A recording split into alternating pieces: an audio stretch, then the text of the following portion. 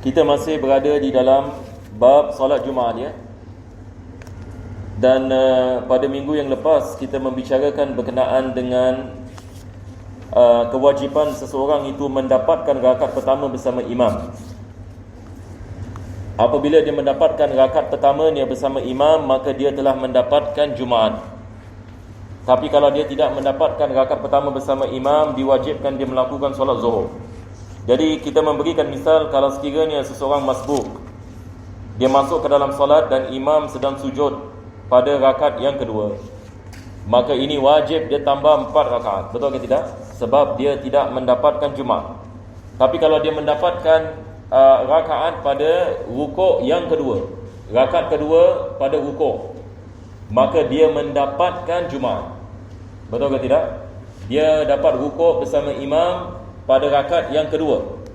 Yang ini masbuk, ini maksudnya dia masuk lambat. Apabila dia masuk, imam sedang rukuk pada rakaat yang kedua dan dia mendapatkan tumakninah bersama imam.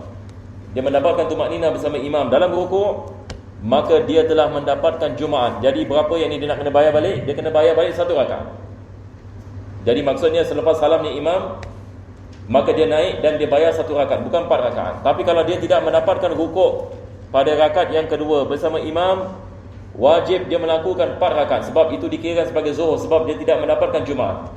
Akan tetapi apabila dia masuk ke dalam solat, wajib dia niat Jumaat dan bukan zuhur. Kalau sekiranya imam sedang melakukan sujud, wajib ini dia niat Jumaat.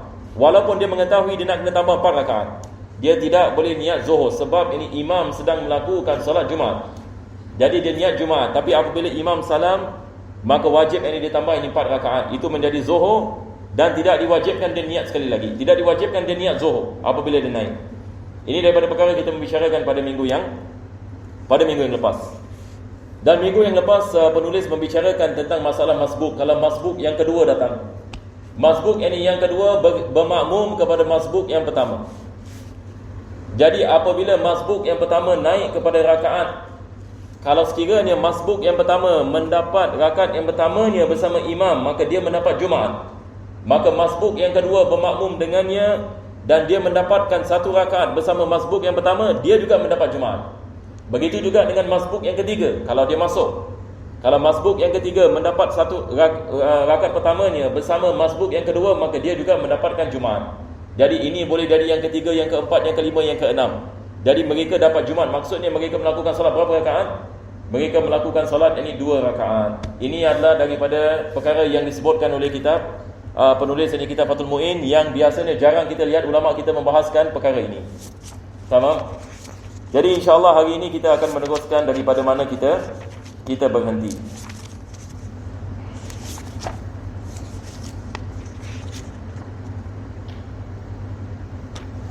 Di mana kita? 318 Ustaz. 318 ya. Minggu lepas Syekh Fitri memberikan saya kitab yang baru. Jadi tengok macam manalah. Kalau sekiranya semua dah dapat kitab, insya-Allah kita tukar dia punya terjemahan ya. Terjemahan yang baru ni agak baik sikit. Nah, teruskan. 318 ni. Ya. Al-Qini ditanya tentang penduduk satu kampung yang kurang dari 40 orang. Salat Jumaat apa zuhur? Ini adalah berkenaan dengan kalau sekiranya kita berada di sebuah tempat misalnya, ataupun satu kampung misalnya tak cukup 40 orang. Tak cukup 40 orang. Adakah mereka melakukan solat Jumaat ataupun mereka melakukan solat zuhur? Maka di sini Al-Bulqini yang mengatakan mereka melakukan solat zuhur. Apa sebabnya? Seperti mana kita mengatakan, daripada syarat yang sah ini solat Jumaat adalah apabila kita melakukannya dengan 40 orang. Ini juga akhir sekali yang kita membicarakan pada minggu yang lepas. Minggu yang lepas kita mengatakan kalau 40 orang termasuk imam, salah satu daripadanya keluar daripada masjid tidak dengan khutbah, maka wajib diulangi khutbah apabila orang itu kembali, kalau sekiranya dia keluar pada waktu yang lama. Ini juga daripada perkara yang kita membicarakan minggu lepas. Kalau sekiranya mereka sedang melakukan salat, salah seorang daripada mereka batal salatnya, maka wajib mereka melakukan solat zuhur. Sebab 40 orang maksudnya daripada awal khutbah sampai salam. Daripada awal khutbah sampai salam 40 orang nak kena dengar khutbah, 40 orang ini melakukan solat. Boleh insya-Allah. Baru kita mengatakan sah solat Jumaat. Tapi kalau sekiranya kurang daripada 40 orang dengan khutbah, walaupun mereka solat 40 orang, tapi bila khutbah 15 orang, ini nak kena ulang balik ini khutbah. Ini mazhab Syafi'i ya. Dalam mazhab Al-Imam Syafi'i, 40 orang adalah daripada syarat ini sah solat Jumaat, walaupun ada khilaf seperti mana kita mengatakan dalam mazhab Imam Abu Hanifah, mereka mengatakan 4 orang. Tetapi di sini penulis mengatakan kalau kita berada di sebuah kampung yang kurang daripada 40 orang, yakni mustautin, seperti mana kita mengatakan syarat sah Jumaat ini mesti mustautin, bukan musafir, bukan mukim. Jadi 40 orang ini mesti mustautin, yakni dia tinggal di sebuah tempat dan dia tidak musafir, dia tidak keluar daripada tempat itu, melainkan kalau dia ada hajat, seperti dia citizen of a country. Kalau sekiranya 40 orang ini mustautin, baru kita mengatakan sah salat Jumaat. Tapi kalau sekiranya mereka kurang daripada 40 orang, adakah mereka melakukan solat Jumaat dan taklid kepada mazhab yang lain ataupun mereka solat Zuhur? Di sini ulama kita ada khilaf. Maka di sini penulis ini mengatakan kita melakukan solat Zuhur dan tidak melakukan solat Jumaat. Ada pendapat ini sebagian ulama kita mengatakan dia melakukan solat Jumaat dan solat Zuhur. Yakni melakukan solat Jumaat ini taklid mengikut kepada mazhab yang lain yang mengatakan sah solat Jumaat kalau kurang daripada 40 orang, dan selepas itu melakukan solat Zuhur. Apa sebabnya? Ihtiyat. Ihtiyat sebab kita dalam mazhab Imam Syafi'i syaratnya 40 orang. Ada kemungkinan solat kita tadi ini tidak sah, maka kita melakukan solat Zuhur. Jadi ini yang bahas yang sedang disebutkan oleh penulis ini di sini. Maka beliau mengatakan, Al-Imam Al-Bulqini mengatakan tentang penduduk satu kampung yang kurang 40 orang, solat Jumaat ala Zuhur. Yang ini maksudnya dia mengatakan solat Zuhur dan tidak solat Jumaat. Solat Zuhur dan tidak solat Jumaat. Ini ada pendapat siapa? Al-Syekh Al-Bulqini. Nah, beliau menjawab, hendaklah solat Zuhur atas dasar mazhab Syafi'i. Sebenarnya ada segelumpan ulama yang memperbolehkan mereka melakukan solat Jumaat, dan justru pendapat ini adalah yang kuat. Kerana itu adalah mereka seluruhnya menganut pendapat ini hendaklah melakukan solat Jumaat.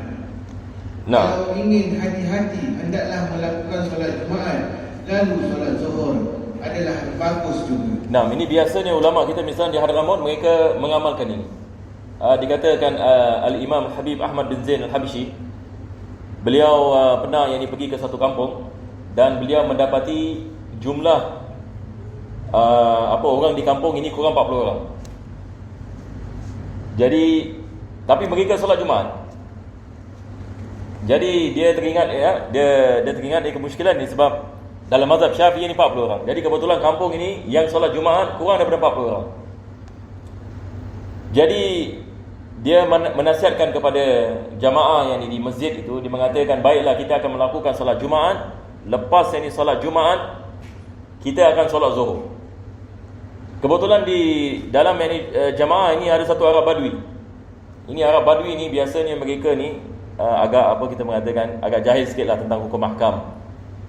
Jadi mereka mengatakan, ya Imam, kenapa kamu solat Jumaat, lepas itu kamu solat Zuhur? Jadi dia pun terangkan, dia mengatakan sebab kita dalam mazhab Syafi'i daripada syarat sahnya solat Jumaat adalah 40 orang.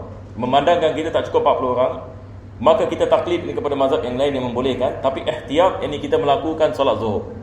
Dia mengatakan ini tak masuk akal. Dia mengatakan sebab kami lihat engkau satu orang ini seperti 10 orang. Jadi walaupun kita tak cukup 40 orang, sah kita punya Jumaat. Jadi dia melakukan dari solat Jumaat, maka Arab Badui ini tidak melakukan solat Zuhur. Tapi ulama kita di sini mengatakan melakukan solat Zuhur dalam keadaan ini adalah ihtiyat. Kita dalam Islam kita ada sesuatu yang dikenali sebagai ihtiyat, yakni to play safe. Dikatakan to play safe. Kalau sekiranya kita dalam keadaan yang sedemikian, kita melakukan sedemikian. Dan maksudnya kita melakukan solat Jumaat dan kita melakukan solat Zuhur. Ini adalah yang terbaik. Walaupun sebagian ulama kita mengatakan tak perlu melakukan solat Jumaat, hanya melakukan solat Zuhur sahaja. Jadi ada khilaf ini berkenaan dengan perkara ini. Cuma di sini apa yang saya ingin sampaikan adalah cenderung ulama Hadramaut kepada pendapat ini, yakni mereka mengambil ihtiyat. Syarat yang ketiga. Sama juga ada orang yang menanyakan kepada saya, dan ini bukan nak saya mengatakan apa, berkenaan dengan solat Jumaat ini yang kali yang kedua, yang kali yang ketiga. Saya juga berpendapat yang ini ikhtiar. Kalau kita solat Jumaat yang kedua mengikut kepada mazhab Imam Syafi'i yang tidak sah. Cuma ikhtiar ini ahsan yang kita melakukan solat zuhur selepas itu. Kalau kita melakukan yang kedua ataupun yang ketiga. Nah. Syarat yang ketiga, diselenggarakan pada tempat yang maksud wilayah balad daerah itu, sekalipun sebuah padang yang masuk wilayahnya, dan hendaklah tempat tersebut tidak jauh dari dan tidak sejauh diperbolehkan solat qasar, sekalipun tidak masih bersambung dengan bangunan. Jadi sekarang kita akan membicarakan ini syarat ini yang kedua. Syarat ini syarat yang ketiga. Syarat ini yang ketiga adalah salat Jumaat mesti dilakukan di dalam daerah tempat manusia tinggal, seperti kampung ataupun kota. Yani kalau kita ada misalan kampung, yang ni misalan, kalau Singapura ni susah sikit kita nak memberikan misal, sebab Singapura ni kesemuanya yang ni satu kota. Tapi kalau kita pergi negeri seperti hatta negeri Malaysia misalan, ataupun Indonesia, negeri besar kan, ada sebahagian tempat tidak ada orang tinggal. Ada sebahagian tempat tidak ada orang tinggal. Yang ni bukan kampung dan bukan kota. Kita tidak boleh melakukan solat Jumaat di sana. Tapi kalau kita pergi di sebuah tempat memang ada orang tinggal, sama ada kita nak menamakannya sebagai kampung ataupun kota ataupun daerah, yang penting ada orang yang tinggal di sana. Maka kalau sekiranya bilangannya sampai kepada 40 orang, seperti syarat seperti mana kita mengatakan, mustautinin, syarat-syarat ini mustautin ini wujud, mereka lelaki baligh berakal dan mereka kebetulan tinggal di tempat ini, maka wajib mereka melakukan solat Jumaat. Jadi di sini penulis dia nak menerangkan kepada kita bilakah wajib solat Jumaat atas satu daerah. Maka dia mengatakan kalau sekiranya kita pergi kepada satu tempat tak ada orang tinggal, yakni misalan tempat jin bertendang, yakni misalan padang pasir, tak ada orang yang ditinggal, kita nak lakukan solat Jumaat, tidak sah solat Jumaat kita. Tidak sah ini solat Jumaat kita. Jadi syarat sahnya solat Jumaat, dia mesti dilakukan di dalam satu daerah ataupun kota ataupun kampung, yakni maksudnya ada orang tinggal di tempat ini. Tempat ini dikenali sebagai satu kawasan kampung sekian-sekian, yakni misalan, ataupun kota sekian-sekian, dan orang tinggal di sana. Maka kalau sekiranya jumlah mereka sampai kepada 40 orang, baru sah ini solat Jumaat. Jadi di sini penulis ini mengatakan ini adalah daripada syarat kewajipan mereka mendirikan solat Jumaat, walaupun rumah mereka tidak bercantum. Yani misalan kalau kita pergi di negeri, misalan di Afrika misalan, dia negeri padang pasir, tempat padang pasir, tapi dia perumahan. Jadi ada orang rumah kat sini, lepas 100 meter lagi satu rumah, lepas 50 meter lagi satu rumah, lepas 50 meter lagi satu rumah. Jadi kawasan dia besar. Jadi maksudnya ini adalah tempat perumahan ke bukan tempat perumahan? Ini adalah tempat ini perumahan, walaupun rumahnya tidak bercantum. Tetapi ini daerah orang tinggal. Maka sekali lagi kita mengatakan kalau sekiranya ada 40 orang, kawasan yang mereka tinggal ini diwajibkan mereka melakukan solat Jumaat. Melainkan kalau sekiranya dia sampai kepada had, dia keluar daripada kota itu, yang dibolehkan dia melakukan solat qasar. Ini seperti mana penulis mengatakan. Sekarang ini misalan kita tinggal, misalan kita bayangkan kita tinggal di sebuah kampung. Singapura ni kita dah tak boleh bikin misal ini ya. Sebab Singapura kita dah tak boleh lagi. Sebab negeri kita tak ada kecil. Tapi kalau kita bayangkan ini kita buka satu kampung. Kita misalan kita hijrah jadi seperti Ashabul Kahfi ya. Kita keluar daripada kota dan kita pergi di kawasan hutan misalan. Selepas itu kita menjadikan tempat ini sebagai mustautin. Kita nak mustautin, bukan maksudnya musafir ataupun camping, tapi ini betul-betul nak tinggal di sana. Maka apabila kita menjadi mustautin di tempat ini, maka sekarang kawasan ini sudah dinginapi, betul ke tidak? Awalnya tak ada orang tinggal, tapi sekarang sudah ada orang tinggal. Khalas, kalau sekiranya sudah ada orang tinggal dan jamaah yang ini lebih daripada 40 orang, yang ini lelaki, syarat-syarat yang ini semua wujud, maka diwajibkan kita melakukan salat Jumaat. Tapi kalau sekiranya kita keluar daripada kampung ini, kita keluar daripada kampung ini, maksudnya kita keluar daripada dia punya boundary, yang mana kita sudah dianggap sebagai musafir, maka baru kita mengatakan tempat yang keluar ini dia tak, hukumnya tak sama dengan dalam kampung. Maka tempat yang keluar ini tidak diwajibkan Jumaat. Jumaat hanya diwajibkan di dalam kawasan kita. Tapi kalau ada orang tinggal di luar kawasan kita, maka tidak diwajibkan ke atas dia melakukan solat Jumaat, melainkan kalau dia dengar azan kita. Kalau kampung dia berdekatan dengan kita misalnya, dia dengar azan kita, wajib dia solat. Wajib dia solat ini bersama kita. Tapi kalau tidak, maka tidak diwajibkan ke atas mereka. Maka di sini penulis ini mengatakan, apakah had yang mana tetap diwajibkan seseorang itu melakukan solat Jumaat? Maka hadnya adalah selagi mana dia tidak keluar daripada kawasan itu. Yang membolehkannya kasar. Yang membolehkannya kasar. Bukan maksudnya membolehkannya kasar, dia kena travel 96 km.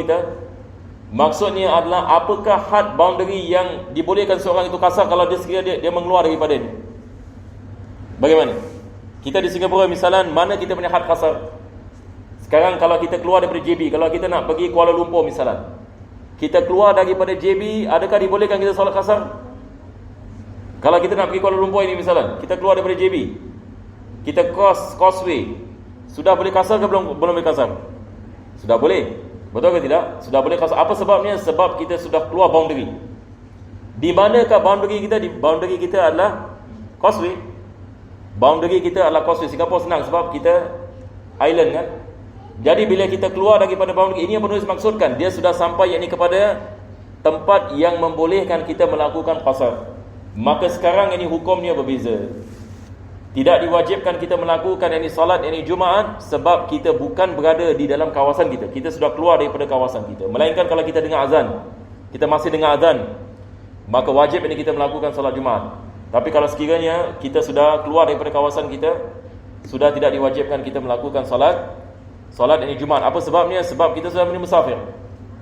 Hatta kalau sekiranya kita mengatakan saya nak tinggal di JB saja, tapi saya nak tinggal di JB 2 hari, kita adalah musafir safar yang pendek, safar qasir. Sebab safar ini kita ada 2 jenis safar. Kita ada safar yang pendek dengan safar yang panjang.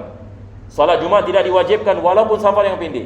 Walaupun ini safar yang pendek, tapi dengan syarat kalau kita keluar sebelum subuh. Ini kalau sekiranya satu orang itu dia keluar daripada causeway misalnya sebelum subuh pada hari Jumaat, baru tidak diwajibkan salat Jumaat. Tapi kalau dia keluar, Masya Allah, ini pukul 8 pagi misalnya, dia keluar yang ini causeway, lepas dia mengatakan saya musafir, tak, kita mengatakan wajib awal salat Jumaat.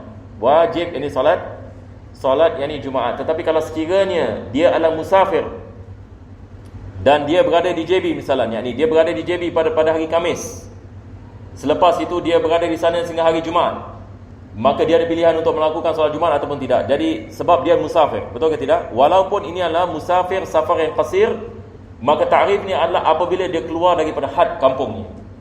Jadi sekarang penulis membicarakan masalah ini. Sekarang ini satu orang ini dia tinggal di satu daerah. Selagi mana dia berada dalam daerah, wajib dia solat Jumaat.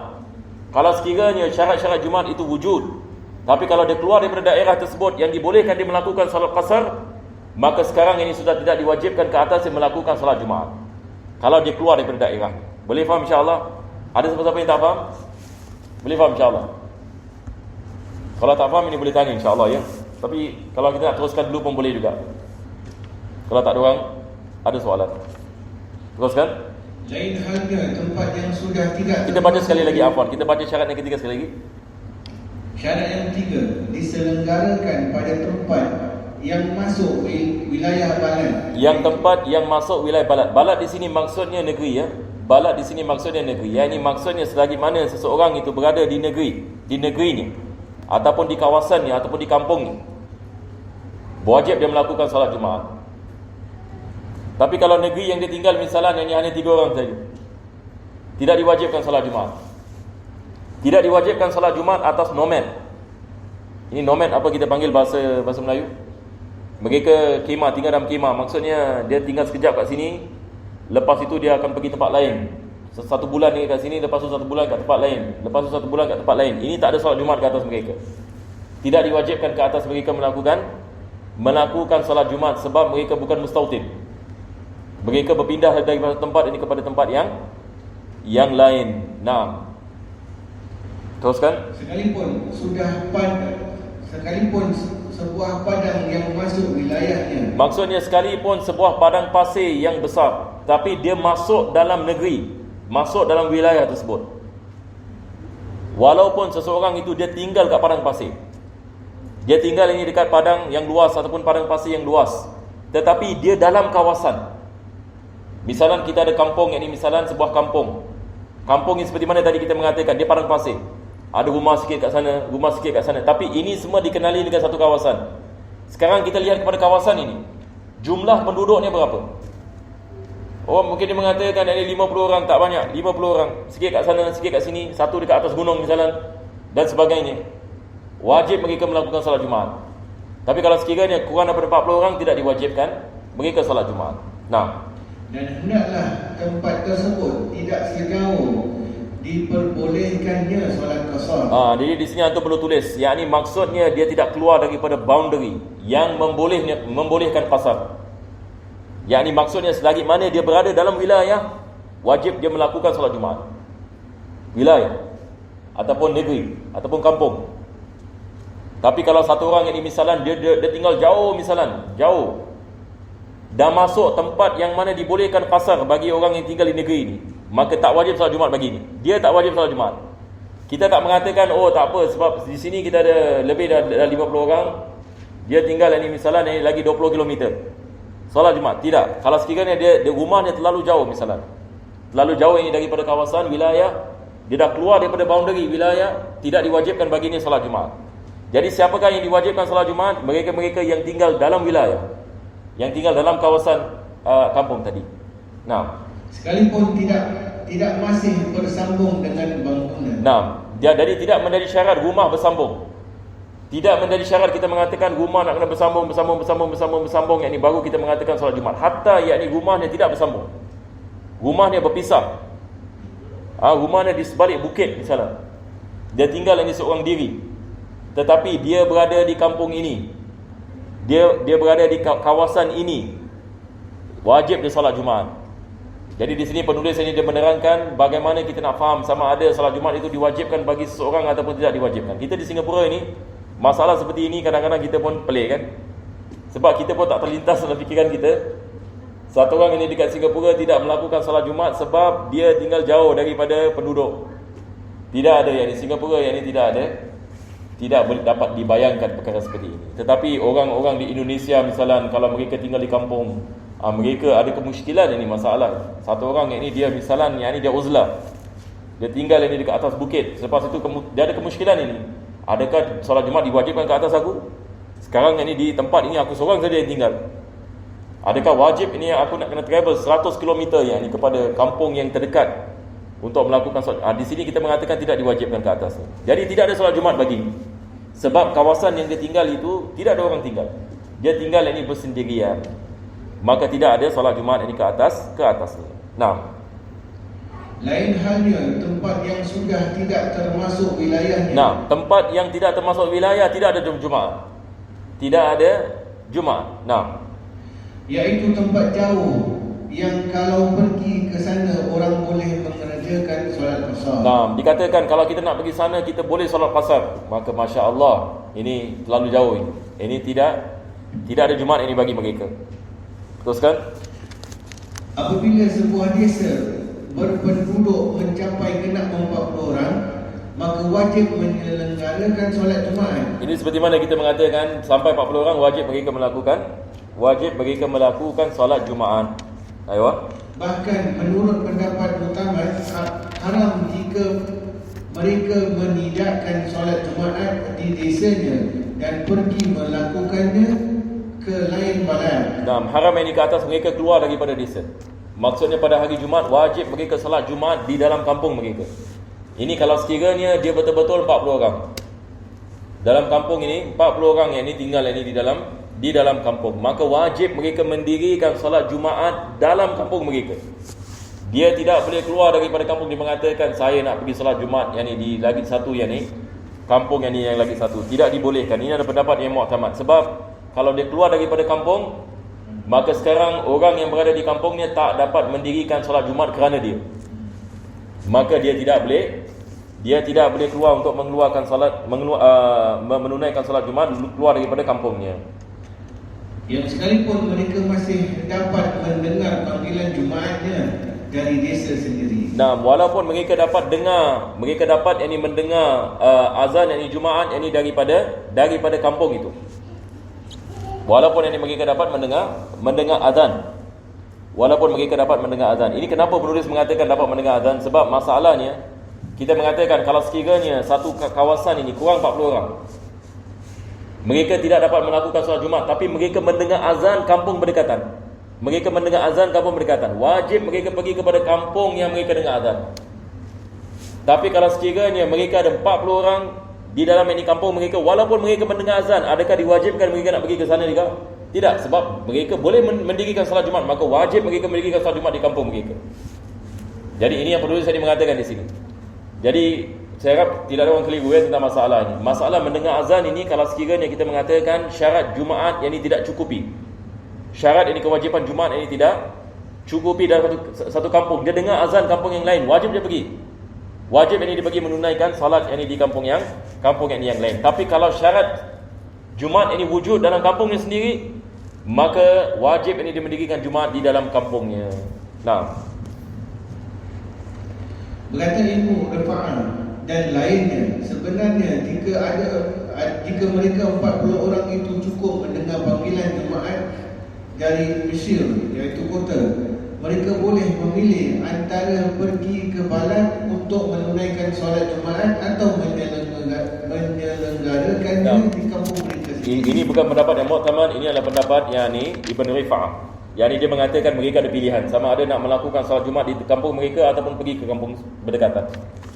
Kalau sekiranya mereka mendengar azan daripada kampung berdekatan, jadi mereka ada pilihan, sama ada nak melakukan dalam kota ataupun tidak. Nah, ini bukan pendapat yang mu'tamad. Pendapat yang mu'tamad, haram mereka meninggalkan kampung mereka seperti mana kita mengatakan tadi. Nah, apabila mereka pergi ke balad. Balad di sini maksudnya negeri ya. Jadi just take note ya. Balad ini di sini seperti mana kita dalam Al-Quran kita ada suratul balad, la uqsimu bihadzal balad. Al-balad ini maksudnya negeri. Apabila mereka pergi ke balad, maka mereka tidak dapat menyempurnakan bilangan sahnya solat Jumaat sebab berkedudukan sebagai musafir. Nah, sebab mereka keluar negeri sekarang. Sekarang satu orang ini misalan dia tinggal di sebuah negeri. Ini pendapat Ibn Rifa'ah. Dia di sebuah kampung. Dia cukup 40 orang. Tapi dia dapat dengar azan kampung yang lain. Dia dapat dengar azan kampung yang lain. Dan dia keluar kawasannya. Jadi bila dia keluar kawasannya, dia menjadi hukum musafir. Betul ke tidak? Bila dia keluar daripada kawasan, dia menjadi hukum musafir. Jadi apabila dia melakukan solat di kampung berdekatan tadi, maka dia tidak dikira dalam 40. Sebab syarat kita mengatakan dia masih mustautin. Tapi sekarang dia sudah keluar daripada kampungnya. Jadi dia sudah menjadi musafir, maka musafir tidak dikirakan daripada 40 orang. Ini yang dikatakan di sini. Nah, kalau di desanya sendiri itu tidak terdapat sekelompok pendukung sahnya solat Jumaat, sekalipun dengan memperhitungkan di antara mereka yang berhalang solat Jumaat, maka mereka wajib menunaikannya di balad sebelahnya yang mereka dapat mendengar panggilan Jumaat. Ini kalau sekiranya mereka tak cukup 40 orang. Sekarang kalau mereka tak cukup 40 orang bagaimana? Sekarang misalan dalam satu kampung hanya ada 10 orang. 10 orang. Kita menanyakan kepada mereka, adakah awak dengar azan daripada kampung yang lain? Dia mengatakan kami dengar azan. Khalas, wajib mereka keluar dan melakukan solat Jumaat di sana. Apa sebabnya? Sebab mereka mendengar panggilan Jumaat. Panggilan Jumaat di sini maksudnya azan. Mereka yang ini mendengar azan, maka wajib mereka pergi ke kampung. Tapi kalau mereka tidak dengar azan, tidak diwajibkan mereka solat Jumaat. Tidak diwajibkan solat Jumaat. Jadi sama ada mereka melakukan solat Zuhur sahaja, ataupun yang ini mereka mengikut pendapat sebagian ulama, melakukan solat Jumaat dan solat Zuhur. Sebab ini bilangan mereka kurang daripada 40 orang. Boleh insya-Allah ya? Ya. Mereka yang 10 tu kalau dia dengar azan di kampung sebelah dan mereka pergi solat Jumaat di kampung sebelah, dan 10 ni dikira musafir, musafirah. Ya, musafir. Ya. Jadi mereka tidak dikirakan daripada 40 orang. Di sini wajib mereka nak kena pergi sebab dia dengar azan. Kalau dia tidak dengar azan tak wajib. Dia boleh solat Zuhur.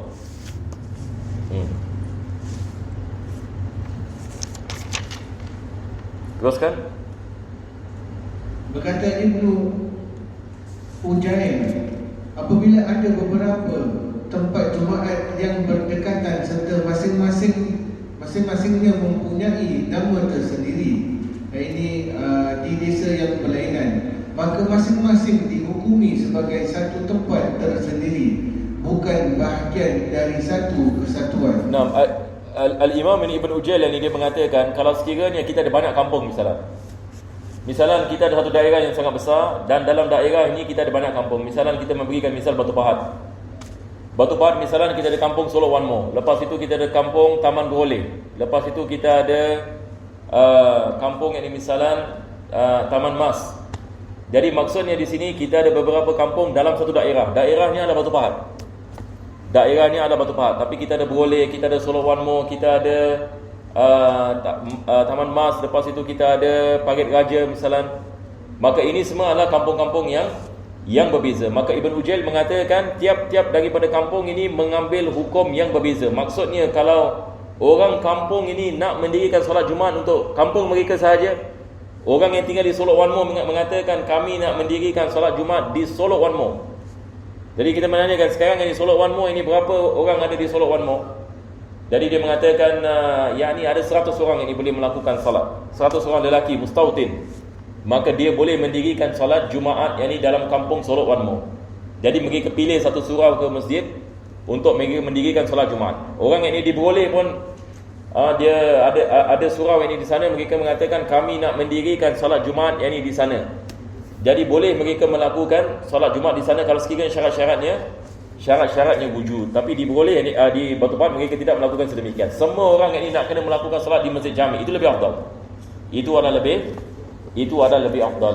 Nah, berkata guru kita, dihukumi seperti itu jika masing-masing tempat tersebut yang mempunyai nama sendiri-sendiri itu berkedudukan sebagai desa sendiri-sendiri pula menurut anggapan umum. Menurut anggapan umum, kita mengatakan Solok One More, adakah Solok One More kampung tersendiri? Ya, Solok One More dia adalah kampung tersendiri. Taman Beroleh bagaimana? Kampung yang ini tersendiri. Yang ini maksudnya dia adalah satu daerah tersendiri. Maka Ibn Hajar ini mengatakan baru boleh dia mendirikan salat Jumaat. Tetapi kalau dia dalam satu kampung yang ini misalnya, ataupun satu daerah, maka dia tidak boleh pecahkan begitu. Dia tak boleh mengatakan baiklah kita ada sungai kat sini, okey yang kat sebelah sini kita buat solat Jumaat, yang lain awak yang kat sebelah sungai sana awak bagi solat Jumaat. Dia tak boleh begitu ya. Yang ni kalau mereka dalam satu kampung. Tapi kalau sekiranya mereka kampung yang berbeza, baru yang ni dibolehkan mereka melakukan solat Jumaat yang berbeza. Nah, Cabang, apabila sultan iaitu pemerintah memaksa penduduk satu desa agar berpindah dari desanya dan membangun tempat di daerah yang baru, itu kemudian mereka mendiaminya. Tetapi mereka bermaksud kembali ke kampung halaman lagi nanti bila Allah telah melonggarkan kesempatan mereka, maka tidak wajib menyelenggarakan solat Jumaat. boleh faham insya-Allah. Sekarang yang ni penulis yang ni dia mengatakan kalau kita ada perintah yang zalim, pemerintah yang zalim, raja yang zalim, dia halau penduduk-penduduk dalam satu daerah. Semua orang ini dia halau. Seperti apa yang berlaku di sebahagian negara ya. Yang ni semua yang ni penduduk-penduduk semua dihalau, satu kampung semua dihalau. Lepas itu diberikan satu tanah yang ni di tengah-tengah padang pasir misalnya, untuk mereka tinggal, refugee camp. Bikin yang ni kemah yang ni di sana. Kampung asal mereka misalnya di tempat yang jauh. Jadi mereka apabila tinggal di kawasan yang baru ini, adakah diwajibkan mereka melakukan solat Jumaat? Sekarang mereka ada niat nak kembali kepada kampung asal mereka, betul ke tidak? Mereka ada niat nak kembali ke kampung asal mereka, tapi mereka dihalau dan mereka tinggal di tempat yang sementara. Adakah diwajibkan mereka melakukan solat Jumaat? Tidak diwajibkan. Kenapa? Sebab ini bukan kampung asal mereka. Mereka bukan mustautin di tempat ini. Mereka tetap bermustautin di kampung asal mereka selagi mana mereka nak kembali kepada kampung yang ini asalnya. Jadi di sini penulis ini mengatakan solat Jumaat ini tidak diwajibkan ini ke atas mereka di tempat ini yang baru, sebab mereka bukan dikirakan sebagai mustautin di tempat itu. Boleh faham insya-Allah ya? Ya. Walaupun mereka di tempat yang baru tu lama Ustaz, jika buat di Walaupun ya. Sebab tidak ada mustautin di situ. daripada syarat sahnya solat Jumaat mesti mustautin. Sekarang kalau mereka dihalau, misalnya mereka tinggal dekat padang pasir, dia given satu plot of land di antara dua gunung yang ini, misalnya tidak ada orang tinggal di sana, dan mereka tinggal di sana, misalnya jumlah mereka 10,000 orang, 10,000 orang satu kampung Jadi mereka mula untuk tinggal yang ini di sana. Tidak diwajibkan mereka solat Jumaat. Apa sebabnya? Tapi jumlah mereka 10,000 orang. Tapi kenapa tidak diwajibkan mereka solat Jumaat di sana? Sebab mereka bukan mustautin di sana. Walaupun mereka tinggal di sana 20 tahun. Apa sebabnya? Sebab mereka ada niat nak kembali kepada kampung asal mereka. Mereka mengatakan, ini bukan rumah kita, ini bukan tanah kita. Tanah kita adalah di sana. Mati-mati kami akan kembali, insya-Allah satu hari nanti. Tapi kami tak tahu bila saja. Maka tidak diwajibkan mereka salat Jumaat, sebab ini mereka bukan mustautin di tempat mereka yang baru ini. Boleh insya-Allah. Nah, tapi berbeza kalau sekiranya mereka pergi ke negeri lain dan kampung lain, dan mereka bercampur dengan mustautin yang lain, dan mereka melakukan salat Jumaat. Sekarang kita mengatakan ini adalah hukum muqim, yang sekarang wajib mereka melakukan salat Jumaat. Bukan maksudnya refugee Palestin, refugee misalnya di Jordan, dia mengatakan saya tidak melakukan salat Jumaat, dia berada di Amman ini misalnya, wajib dia melakukan salat Jumaat sebab dia dah bercampur dengan mustautin. Betul ke tak? Di Amman ini misalnya dan mustautin. Nampak tak? Tapi kalau sekiranya mereka berada yang di Petra misalnya, yang di tempat ini tak ada orang tinggal misalnya, maka tidak diwajibkan mereka salat Jumaat. Nah, bahkan belum cukup syarat sah Jumaat bagi mereka kerana tidak termasuk mustautin. Jadi antum underline ini. Ini illah ni, kita mengatakan ini adalah illah ni. Apa sebabnya? Sebab mereka bukan mustautin. Mereka refugee, bukan ini mustautin. Nah, syarat keempat, diselenggarakan pada waktu zuhur. Ini adalah syarat yang keempat, maksudnya wajib salat Jumaat pada waktu zuhur. Kalau sekiranya sebahagian daripada khutbah ataupun salat keluar waktu, tidak sah Jumaat. Misalan waktu asar, misalan pukul 4:30 petang. Satu orang ini misalan satu kampung dia melakukan salat Jumaat pada 4 suku. Lepas itu dia khutbah. Lepas itu dia melakukan salat. Apabila naik pada rakaat yang kedua, masuk azan asar. Naik pada rakaat yang kedua, masuk azan asar. Maka wajib mereka salat 4 rakaat. Maksudnya di sini adalah kesemua khutbah dengan salat mesti dalam waktu zuhur. Yakni apabila imam salat assalamualaikum warahmatullah, yakni daripada awal sehingga habis dalam waktu zuhur. Ini dimasukkan oleh syarat ini. Dimasukkan oleh penulis ini di sini.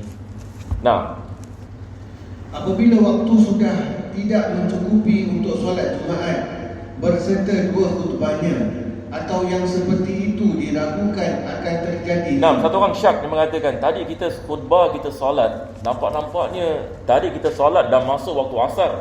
Syak, tak sah. Dia nak kena solat yang ni, qada yang ni zuhur. Ini kalau dia syak. Tapi kalau dia zon, dia mengatakan tak, besar kemungkinan. Zon ya, ada beza di antara zon dengan syak. Syak ni 50-50. Tapi kalau dia mengatakan besar kemungkinan kita melakukan solat zuhur dalam waktu zuhur, apabila imam salat assalamualaikum ini kita masih dalam waktu zuhur, sah solatnya.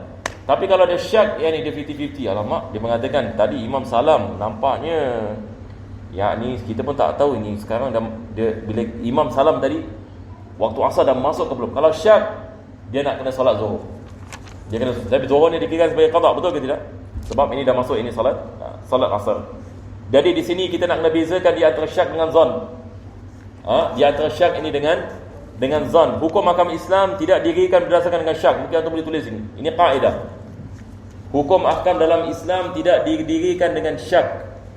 Satu orang yang ini dia syak ada wudu ke tak ada wudu, khalas, yang ini dia tak boleh solat. Kalau dia syak. Tapi kalau dia zon, dia mengatakan besar kemungkinan saya ada wudu, okey, sah solat. Tapi kalau dia mengatakan saya 50-50, tadi saya pergi pasar Gilang, saya pun tak tahu, nampaknya kalau dia syak ini misalnya, dan dia pun tak teringat tadi asalnya ada wudu ke tak ada wudu, ini kita mengatakan wajib dia mengambil wudu. Wajib, dia tak boleh tak apa, tawakal Allah, Allahu Akbar, dia tidak sah ini salatnya. Sebab hukum mahkamah Islam tidak dibinakan atas syak. Tetapi Allah menerima zon. yakni zon adalah apa-apa yang lebih daripada syak tak sampai kepada yakin. Zon diterima dalam ibadah, tetapi syak tidak diterima di dalam ibadah. Manakala dalam akidah zon tidak diterima, yang diterima hanya yakin dalam akidah. Ini beza ni akidah dengan fiqh. Fiqh hukum mahkam ulama ini khilaf, ini misalan ini berdasarkan kepada zon. Tetapi dalam ilmu akidah, keimanan kita kepada Allah tidak boleh berdasarkan kepada zon, mesti berdasarkan kepada keyakinan.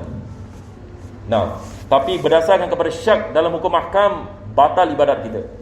Kalau sekiranya ia berdasarkan kepada syak. Satu orang ini nak masuk dalam solat, ini dia syak tadi badan saya ni ada najis ke tidak. Kalau syak muskilah.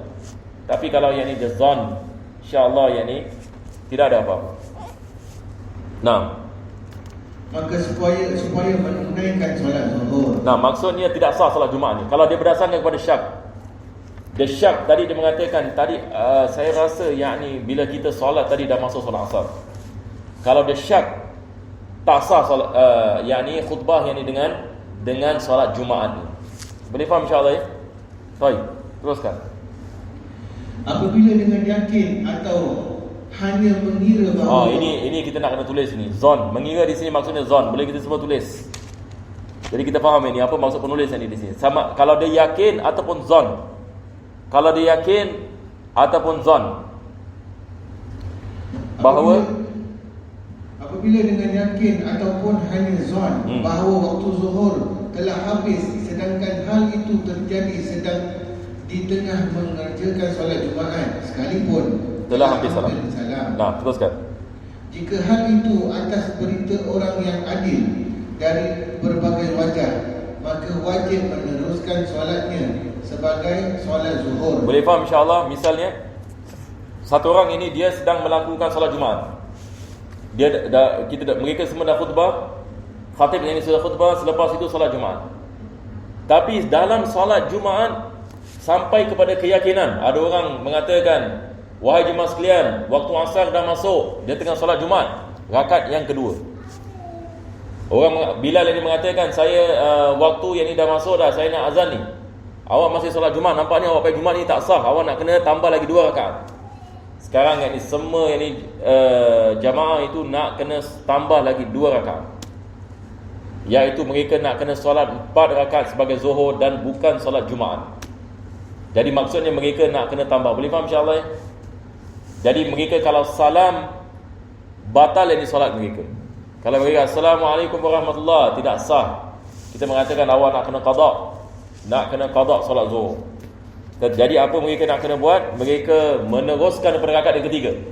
Sebab ini sudah dikirakan sebagai solat zuhur. Tapi kalau solat zuhur, adakah ini adaan ke qadaan? Kalau zuhur ini adaan ke qadaan? Kalau yang sambung kan? Ya. Yang sambung tu? Ya. Adaan. Bagaimana kita nak tahu sama ada dia adaan ke qadaan? Kita kena lihat sama ada dia mendapatkan 1 rakaat dalam waktu ke tidak. Kalau sekiranya waktu asar masuk pada rakaat yang kedua, wajib dia meneruskan zuhur, betul ke tidak? Zuhur ini dikirakan sebagai adaan. Apa sebabnya? Sebab rakaat yang pertama dalam waktu. Manakala rakaat yang kedua dia keluar waktu, maka dia adalah adaan dan bukan qada. Itu beza. Melainkan kalau pada rakaat yang pertama masuk waktu asar, maka ni automatik kita mengatakan qada. Walaupun dia tak niat qada, dia automatik. Nah, maka wajib meneruskan solatnya sebagai solat zuhur. Wajib dia meneruskan, dia tak boleh batalkan. Dia tak boleh mengatakan nampaknya solat kita ini sudah tidak sah, ni solat Jumaat. Batalkan haram ini hukum ni. Kalau yang ini dia batalkan solat, maka dia nak kena meneruskan solat ini 4 rakaat. Nah, dengan tetap memperhitungkan yang sudah berjalan sebagai rangkaian solat atau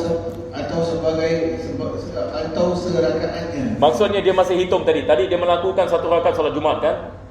Jadi bila dia masuk pada rakaat yang kedua, masuk waktu asar, jadi rakaat yang pertama masih sah. Jadi itu sebab dia nak kena teruskan. Jadi dia nak kena teruskan lagi berapa rakaat? Lagi 2 rakaat. Betul ke tidak?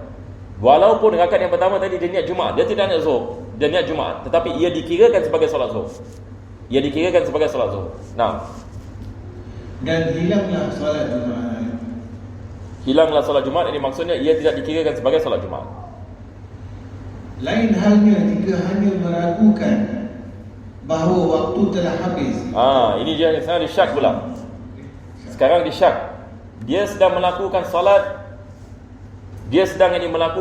dan dia syak tentang masuknya waktu asar. Dia boleh meneruskan Jumaat. Kenapa? Seperti mana kita mengatakan syak tidak memberikan kesan kepada hukum. Jadi asalnya dia dalam waktu zuhur, betul ke tidak? Asalnya dia dalam waktu zuhur. Maka kita ada kaedah. Saya sentiasa ulangi kaedah ini. Al-syakku la yuzalu bil yaqin. Al-syakku la yuzalu bil yaqin. Syak tidak dapat mengalahkan keyakinan. Sekarang kita yakin kita dalam waktu zuhur, tapi kita syak tentang masuknya waktu asar. Jadi kita kembali kepada keyakinan kita pada waktu zuhur, maka kita meneruskan Jumaat dan kita tidak melakukan salat zuhur sebab asalnya kita pada waktu zuhur. Boleh faham insya-Allah? Ini kaedah asy-syakku la yuzalu bil yaqin. Nah, bahawa waktu telah habis tetap meneruskan sebagai salat Jumaat kerana asal yang diyakini adalah bahawa waktu masih ada. Jadi antum underline ini, inilah kaedah asy-syakku la yuzalu bil yaqin. Ini adalah kaedah dalam ilmu fikih. Syak tidak dapat mengalahkan keyakinan. Satu orang yang ini misalan dia yakin yang dia dah ambil wudu. Dia yakin dia mengambil wudu. Selepas itu dia syak sama ada wudunya batal ke tidak. Dia ada wudu ke tidak? Kalau sekiranya dia syak sama ada wudunya batal, tapi dia yakin tadi dia mengambil wudu, tapi dia syak tentang adakah wudunya batal ke tidak. Jadi bagaimana? Dia ada wudu ke tak ada wudu? Wahai jemaah sekalian, dia ada wudu. Kita kembali kepada keyakinan. Kita kembali kepada keyakinan yang ini maksudnya dia ada wudu. Tapi kalau sekiranya dia yakin yang dia tidak ada wudu, tapi dia syak sama ada dia ada ambil wudu ke tak ada ambil wudu, ini kita mengatakan tak ada wudu. Sebab asalnya dia tidak ambil wudu. Dia yakin yang dia tidak ambil wudu. Dia syak tentang sama ada dia ambil wudu ke tidak. Maka sekarang kita mengatakan dia tidak ada wudu. Jadi kita sentiasa kembali kepada asal. Ini dalam ilmu usulul fiqh kita panggil al-istishab. Istishab ini kembali kepada asal. Satu orang ini dia syak, ini dia dah ceraikan isterinya ke tidak. Dia mengatakan saya tak tahu apa dah berlaku semalam. Adakah saya telah menceraikan isteri saya ke tidak? Asalnya dia ceraikan ke tidak? Asalnya tidak, maka dia tidak. Kalau sekiranya dia mengatakan saya syak, dapat tak? Jadi kita amalkan kaedah ini. Asy-syakku la yuzalu al-yaqinu, afwan, terbalik. Al-yaqinu la yuzalu bisyak. Kita faham terbalik pula. Al-yaqinu la yuzalu bisyak. Ya Allah. Yang ini keyakinan yang ini tidak dapat dikalahkan dengan syak. Baik, teruskan. Termasuk syarat Jumaat ialah hendaklah solat Jumaat itu tidak didahului atau dibarengi takbiratul ihram oleh solat Jumaat lain yang diselenggarakan juga pada tempat itu. Kita tangguhkan pada minggu akan datang yang ada bahas sikit berkenaan dengan perkara ini dalam mazhab Syafi'i. InsyaAllah yang ini kita tangguhkan masalah ini yang kepada minggu yang akan datang ini insyaAllah ta'ala. Baik, sekarang yang ini kita berhenti di sini. Saya tak tahu sama ada siapa-siapa ada soalan ke bagaimana. Kalau tidak ada, kita adakah kita baca zubat hari ini? Okey, InsyaAllah. Tapi boleh faham insyaAllah ya, tidak ada masalah ya. Tapi cuma kitab Fathul Mu'in ni seperti mana kita mengetahui dia lain daripada yang lain sikit ya. Sebab dia banyak masail. Penulis banyak memberikan misal kan. Masya Allah. Berbeza dengan kitab-kitab lain. Kitab-kitab lain agak ringkas sikit. Tapi Fathul Mu'in, Masya Allah, dia punya masail ya lebih banyak daripada kitab Minhaj Imam Nawawi.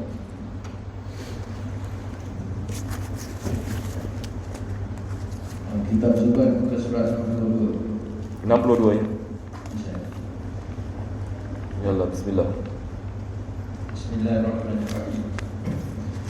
سننها من قبلها الأذان مع إقامة ولو بصحراء يقع شرطهما الولا وترتيب ظهر وفي مؤذن مميز ذكر أسلم والمؤذن المرتب معرفة الأوقات للمحتسب وسنة ترتيله بعج والخفض في إقامة بدرج والالتفات فيهما إذ حيعلا وأن يكون طاهرا مستقبلا عدلا آمينا صيتا مثوبا لفجره مرجعا محتسبا مرتفعا كقوله أجابا مستمع ولو مع الجنابة لكنه يبدل لفظ الحيعلى إذا حكى أذانه بالحوقلة. بسم الله الرحمن الرحيم. ربنا انفعنا بما علمتنا رب علمنا الذي ينفعنا رب فقهنا وفقه أهلنا وقرابة لنا في ديننا ما أنا أمن أدرك وذكر ربي وفقنا ووفق لما ترتضي قولا وفعلا كرما وارزقي كل حلالا دائما وأخنا أهل علما نهضى بخير ونكفى كل شر ربنا أصلح لنا كل شرور وأخير برضا منك العيون واقض عنا ربنا كل الديون قبل أن تأتينا رسل منون واغفر واستر أنت أكرم من ستر وصلاة الله ترشى المصطفى إلى الحق دعانا والوفاء بكتابه للناس شفاء وعلى الآل الكرام الشرفاء وعلى صحب مصابه الغراب اللهم اهدنا بهداك واجعلنا ممن يسابع في رضاك ولا تولنا وليا سواك ولا تجعلنا ممن خالف أمرك وأصاب وأسأل الله دعوتك ولا حول ولا قوة إلا بالله العلي العظيم. يا ربنا اعترفنا بأننا اقترفنا وأننا أسرفنا على لظى أشرفنا فتب علينا توبة تغسل لكل حوبة واستر لنا العورات وآمن الروعات واغفر لوالدينا ورب مولودينا والآل والإخوان وسائر الخلان وكل ذي محبة أو جيرة أو صحبة والمسلمين أجمع آمين ربي فاسمع فضلا وجودا منا لا باكتساب منا للمصطفى الرسول نحظى بكل سور صلى وسلم ربي عليه عد الحبيب وآله وصحبه عدادة الصحب والحمد لله في البدء والتناهي. الفاتحة. الله أكبر. الصلاة والدعاء إلى الرحمة والدنا وأدكم أمواتنا وأمواتكم وأموات المسلمين أجمعين أن الله يتغشى برحمته من المغفرة ويرحم من ولكم المسلمين بخير ورحمة وعافية ويصلح شأن كله ظاهرا وباطنا وإلى حضرة النبي صلى الله عليه وسلم. الفاتحة.